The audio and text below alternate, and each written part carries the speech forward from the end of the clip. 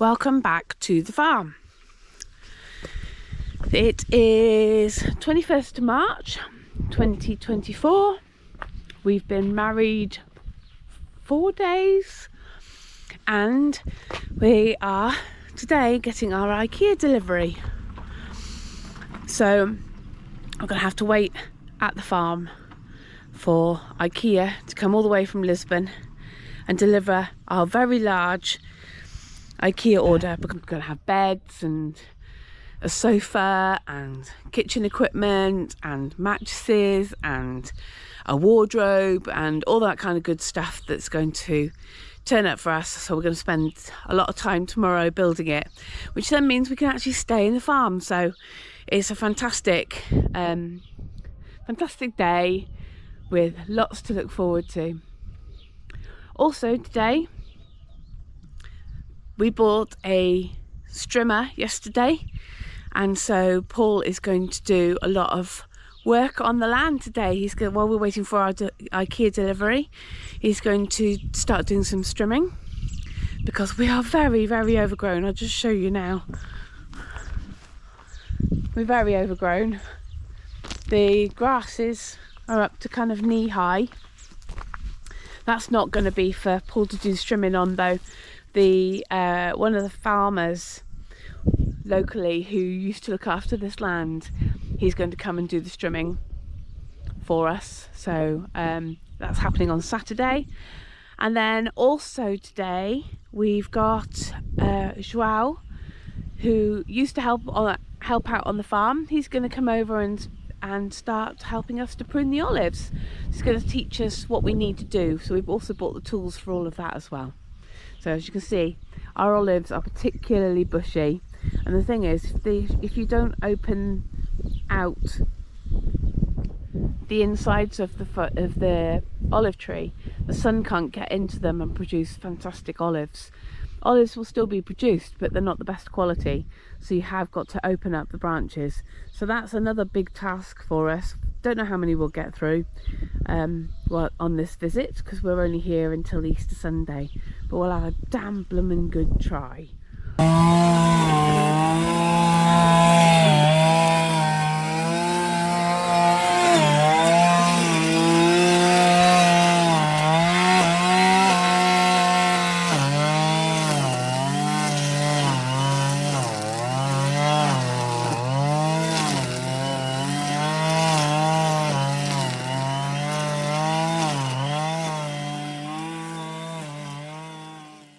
Okay, we recording? Yes, we are. Well, today we have probably had our very first day working on our land, haven't we? Yeah, working hard. Working hard. So my job has been pruning olives with João, and he has taught us how to do all the things, and Paulie has been strimming with the new strimmer. Yeah, the new, very expensive, but absolutely worth it for the amount of work it's going to need to do. We've gone big. It'll last us. Go big or go home. Yeah. So yeah, I'm bushed. I've got to admit, my feet are knackered. I think I'm going to ache a bit in the morning, but it's been thoroughly enjoyable. Although a bit manic with people turning up again unexpectedly and tricky conversations in Portuguese and what ends up being pidgin and broken English in the end because you're not quite sure what you're saying. I know. I kind of latch on to one word that might sound a bit Spanish and French and Portuguese, and I think I know what they're saying. And I'd say 8 times out of 10 I'm right.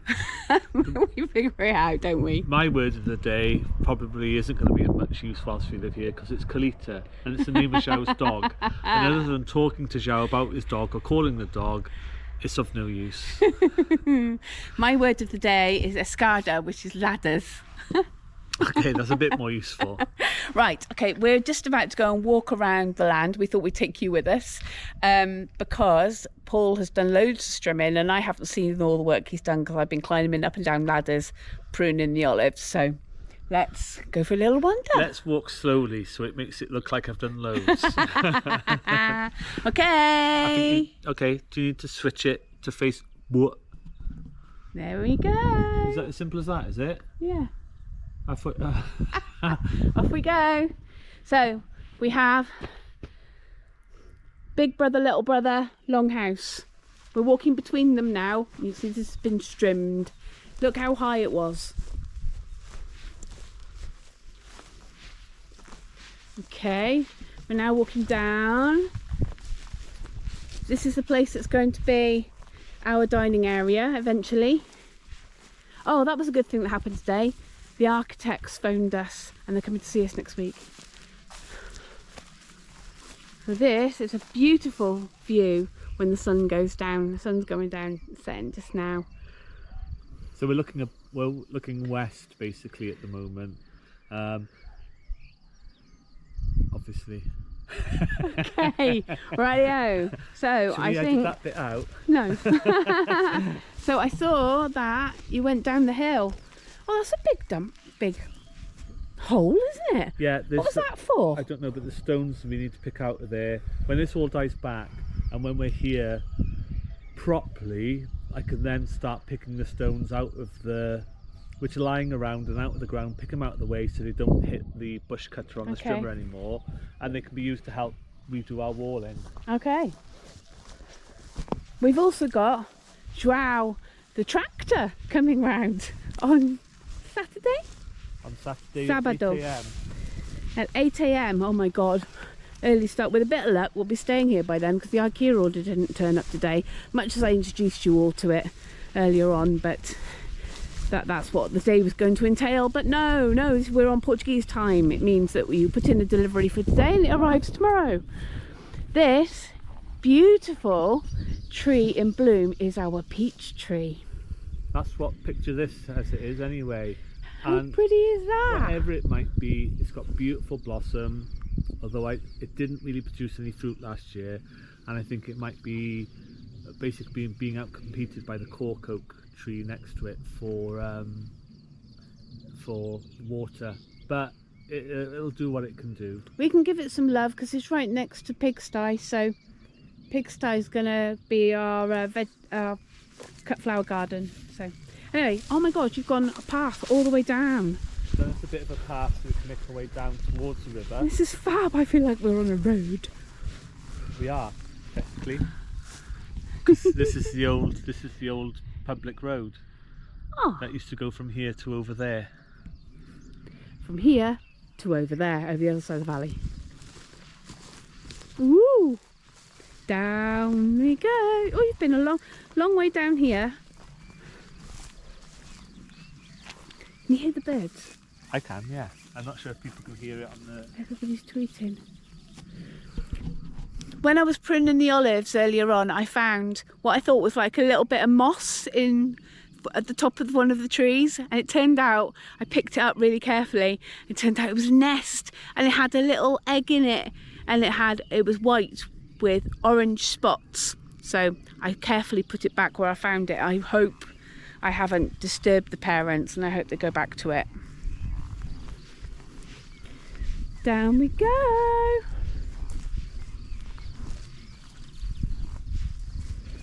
Down the path. So over there, that building there, that's our pump house for our borehole. We tried having a conversation earlier on with Joao about the borehole, and he just kind of shrugged at us, and then said a load of Portuguese that we didn't understand. So we'll figure that one out later. Oh my goodness, you've gone blooming miles. And what's this in bloom at the moment? This is our plum, and again, it didn't really produce a lot of fruit last year. Do you think it needs pruning? Or we missed the opportunity now?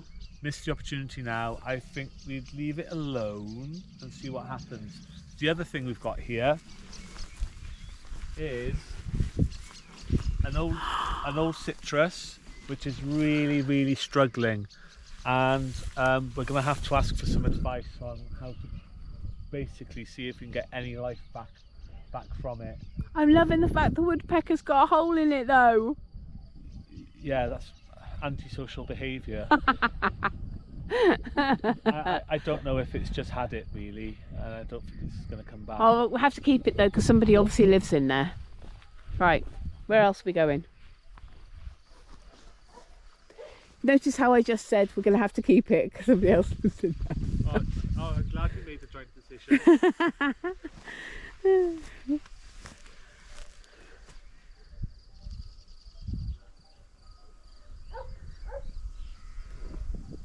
Keep walking? Yeah. How far did you manage to go? Down to here. Ah, so we have a look at where the water.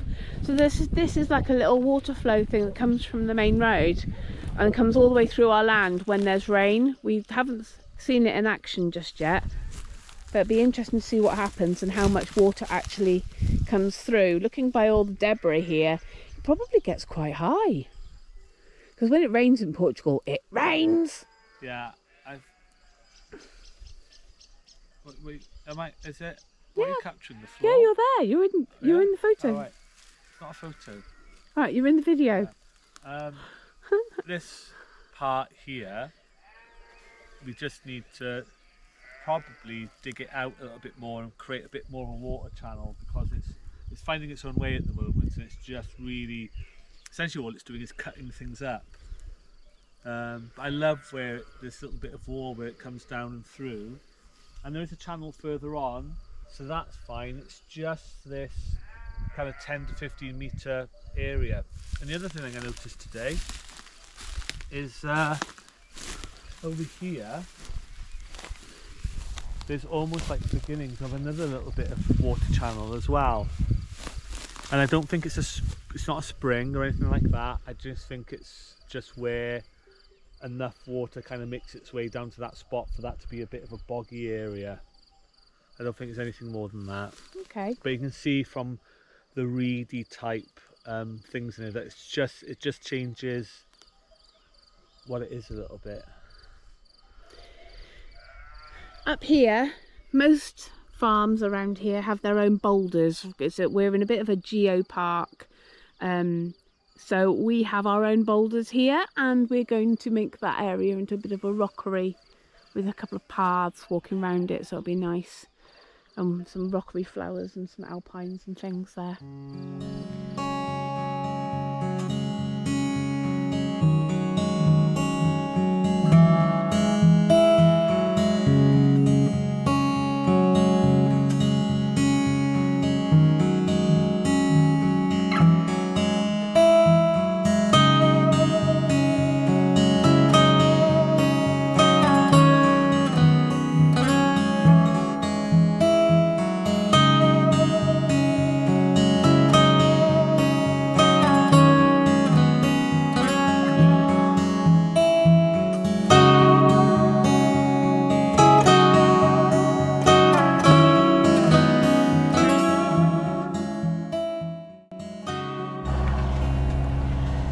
So today we have a very exciting day because our land is being ploughed by João, the tractor.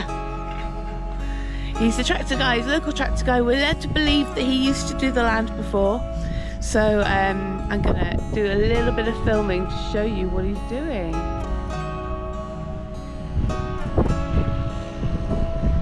There he is, very exciting.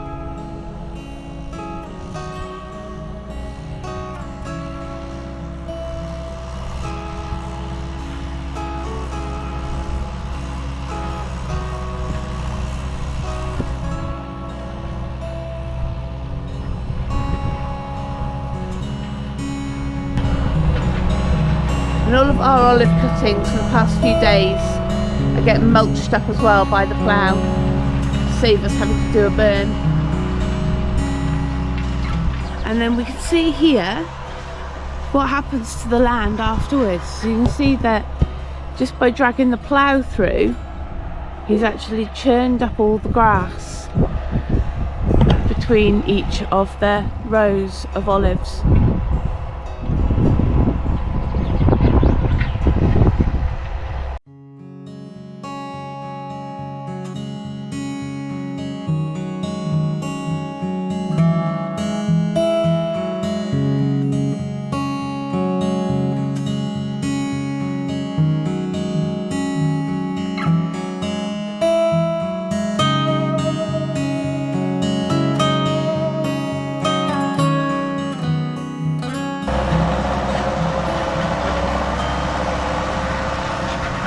I don't think we can afford a tractor that big.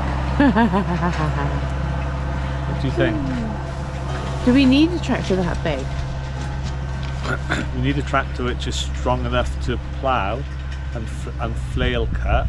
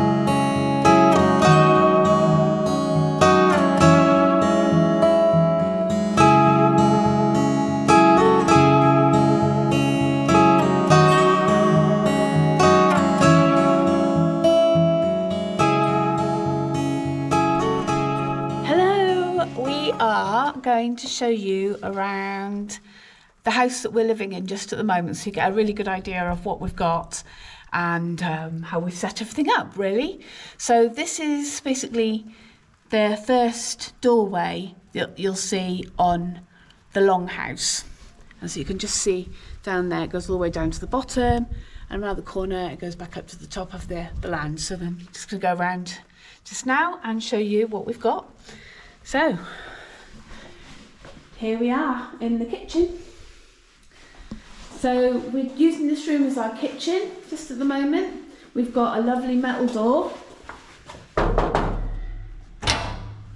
with that as a window, single glazed. It's got very drafty. It doesn't shut properly at the bottom. We've got concrete floor. This is our one of the fireplaces. You can see it's having quite a lot of damp coming down on the bottom of it. We've got the big water tank that we had put in at Christmas time. There's plumbing there next to pull for the washing machine when we get that far. Okay, so just turning around, we've got a tabletop oven which was cheap, and you need to make an appointment to get your food out because it takes forever. It takes forever to heat up. And we've got a little electric hob, two-ring electric hob there, and we've got another one that we bought from IKEA that we'll add to it if we need to cook anything more. We've got a little fridge freezer here, mini freezer and fridge, and then we put these trolleys down to help us organise ourselves. Anything else you want to add, hun? Okay, through we go. This room, we haven't set up as anything just yet. We don't really know what to use it. It's a bit of a corridor really to the toilet. So this is the bathroom. We've got a bidet and a toilet. Shelf that Paul will put up. And we've got a shower. Just about fits you if you're around 5'7". But other than that, it works and it's hot and it's great. And we've got a bath. Going through this little room here, we've decided to set up as our wardrobe for now. So we bought some really cheap IKEA wardrobe type system, so we can put some of our stuff here. And it means we can leave some of our clothes here for when we go home. So we won't be taking anywhere near as much back when we go. And Paul is going through into another room, which could well be a bedroom eventually, but this one has no glass in the window. So today is about 10 degrees. We're having unseasonable weather at the moment here in Portugal. It's very, very rainy. We've tried putting some plastic over the window to try and keep the worst of the wind off, and I can see the wind's doing a very good job of pulling away the tacks which are holding in the plastic, so we should get full force gale back in here very soon. A bit of rainwater does come in as well. Yeah. But unfortunately the old shutter doesn't work, so at some stage we'll hopefully get around to making ourselves a new one. Yeah. Okay, moving through. You see we've got quite a bit of damp on this wall here. We think it's probably coming from the chimney, and you can see that it's just flaking off, paint flaking off and stuff. That's nothing that I'm frightened of. It's just a bit of damp that's coming down the walls, because you can see it from the inside of the chimney the other side. Come to this room. So this would have been another house, but at one stage they're joined together. We've got another fireplace here, and we'll probably make this into a sitting room eventually. Yeah, it would be nice to have a little wood burner in here. Just to say, with regards to the damp in the wall, every time we walk in here, it does smell of skunk. Because it stinks like that. It's not the most pleasant of smells, but it has been a very wet winter, and it's been a very wet few days as well, and it definitely does exacerbate it. So yeah, so this is another door, goes back outside. And again, single glazed, metal door, not the warmest.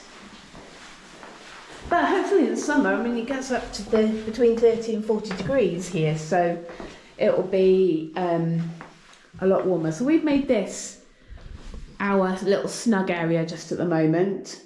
So we're going to put a light on, bigger light on. There we go, you can see a bit clearer now. So we've got a lovely IKEA sofa that we've brought in. We've got our coffee table, and we've got a drying rack to dry our towels. We've got a window here, which is metal shutters, aluminium. We've got single glazed here, but fly screens. We can open it when it gets a bit warm. But underneath you can see there's some damp, and this is coming from the condensation from the metal on the windows. So again, all very treatable once you get some decent UPVC windows in. And then this is the room we're using at our bedroom just for now. So we've put 2 double beds in here. We don't normally sleep apart, but it's because we've got a big super king coming to the house when we move over here properly. So in order to sleep somewhere just now, we thought the best use of money would be to buy 2 double beds, which would mean then that we're going to have beds to use in the other properties. So it was a good way of making sure that we're not wasting money and we're thinking ahead and buying things just once. This window, also metal, and has no glass in it. It's got no glass in it at all. It's just got a fly screen. So again, it's pretty chilly at 10 degrees in here. So we've got oil-filled radiators just for the moment, just to keep us going. Yeah, it doesn't keep us necessarily warm, it just keeps the worst of the cold at bay. Our first winter in here, if the main house isn't developed by then, it's going to be chilly and it's going to be basic. But in the long term, it's worth it, and it's certainly a lot better than what could have been the case if we bought a different property. Would be having to rent somewhere, which was just going to be money down the drain. At least being able to stay on the land, we're able to do stuff every day, and it keeps the costs down substantially. Yeah. And on to the last job of the trip, burning the olive clippings that weren't ploughed. Portugal is a high-risk country for fires, so we had sought permission from the authorities for a burn.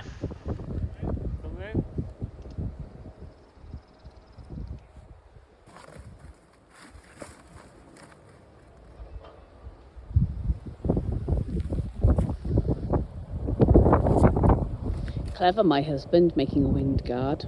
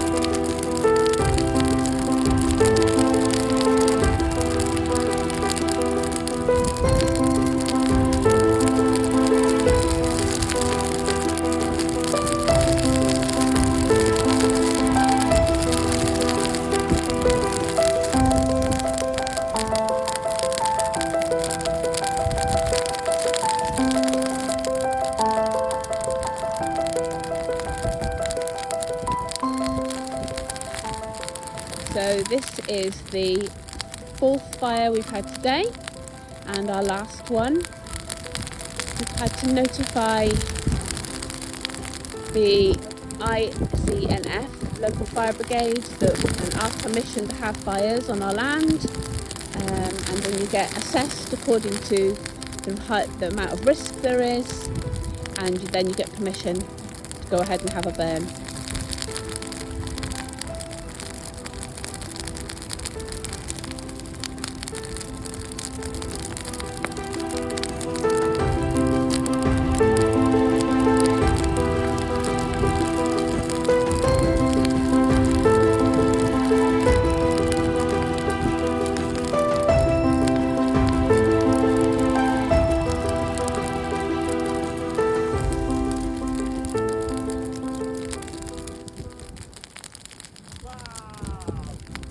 What?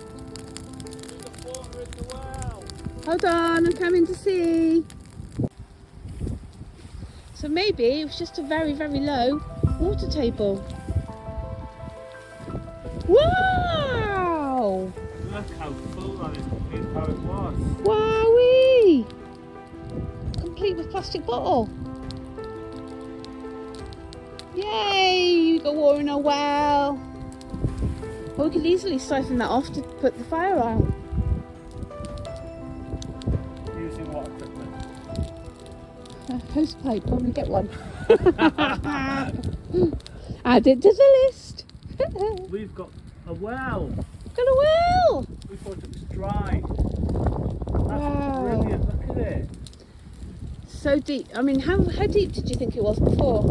Oh, I think it's about 5 metres deep of pure rock.